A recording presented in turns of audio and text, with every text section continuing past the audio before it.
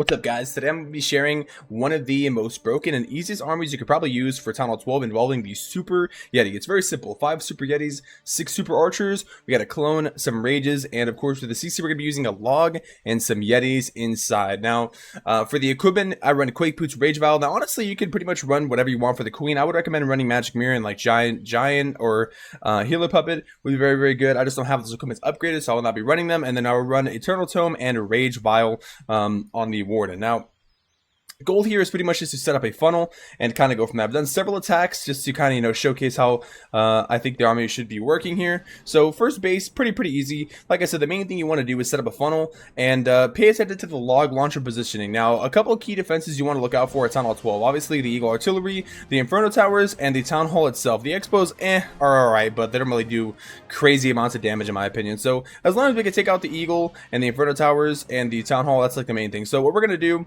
a very simple, straightforward attack. I go ahead and place a Super Archer here to funnel. Now, Super Archers have a really long range, so you can afford to do this kind of thing. If you need to, you can place the Giant, like I said, a tank. I place the Super Yetis down, place the Super Archers behind, log launcher, some wall breakers, place the Warden, and then I'll place the King shortly after. And then after that, it's pretty simple. I use the Queen ability early because, like I said, I don't have any other thing besides the arrow, but you would want to save her. I probably should have used the King ability here. My army kind of ends up making a run for it around the map, but it's fine. I use the clone ability or clone spell on the Electromites there, and I ward ability. My army does end up splitting around here, which is a little bit unfortunate, but it doesn't really matter because the log launcher just gets inside. Queen takes down the Town Hall. Town Hall goes down, and the Yetis kind of just smash through everything, and I end up tripling the base pretty easily. So even though my army kind of walked over here, it doesn't even matter. Look how much I have left over. Too much Super Yetis. Obviously, could have gone better. We'll showcase another attack here. So we have this attack here, which was against this base. Now, a lot of people might think this base is kind of difficult to attack, but once again, we're going to start with the Super Archer here to kind of make a funnel over there, and then we're going to do the same thing over here. Now, it's kind of tricky because this hero farm exists right here, but it's fine. We'll go ahead and use I believe, the Giant. Oh, we'll put a Super Yeti over here to keep the Super Archer from dying if we can.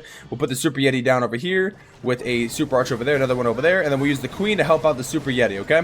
Once we kind of let our troops funnel a little bit over here, you can place the Super Yetis down with the log launcher, and then we'll place the red Super Yetis down, and Super Archers, wall breakers, King, and Warden, and then we should have a pretty solid funnel. The Queen helped out massively over here, so we kind of just push the right side of the base here. We can clone. Obviously, if we need to, we can freeze the single target Infernos. Make sure we're raging our Super Yetis here. Warden ability once you get to the core with the King ability. Obviously, the Electromite's doing so much damage, chaining on everything inside the middle. Log launcher takes out everything as well. And then the Super Yetis can kind of just walk through. Obviously, you can rage as you see fit. Rage over there.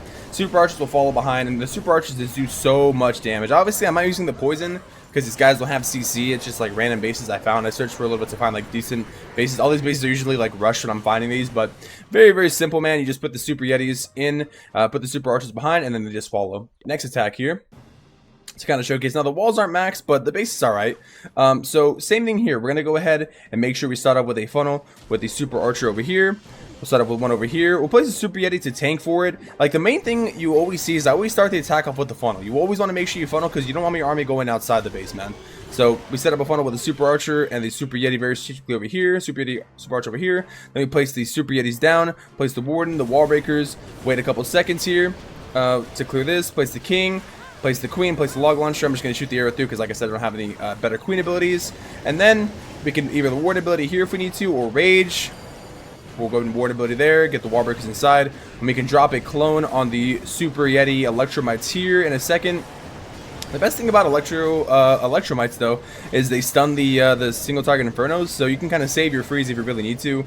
And then, yeah, the King once again kind of walks, but it's fine. I mean, as long as you try to use your King ability in a way that, he gets value, like he'll walk over here and I'll probably use it over there in a second. Boom, break everything open. And, yeah, that's pretty much it. The Super Archers, they just stay behind. They might go off and die, but they pretty much stay alive. You only have like a couple of them, so crush the base. Pretty simple. And then the last one I want to showcase here, I think this is on a pretty solid base. Let's see. This one right here. So, another trick is, obviously, like I said, you're paying attention to the Town Hall, the Eagle, and the Inferno Towers.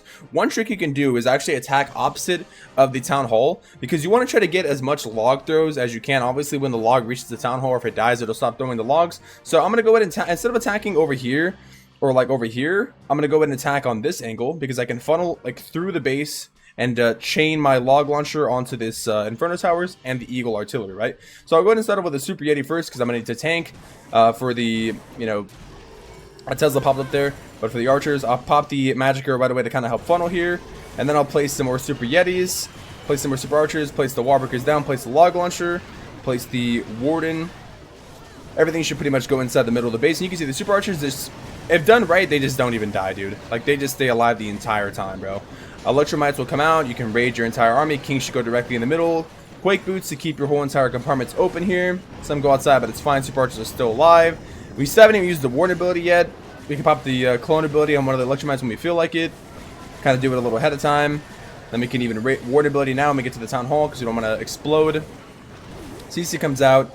And that's pretty much it, man. We can use our remaining spells here. And you can see this base ended up just getting absolutely rolled, man. So this is kind of like a spin on the old Super Archer and Yeti strategy. It was very popular. Still is pretty good. People still use it. So Super Yetis and Super Archers, I think, why not? You know, I was originally going to use like Super Wallbreakers because you can technically boost 3 Super Troops during the Super Yeti event, the Super Yeti event troop event.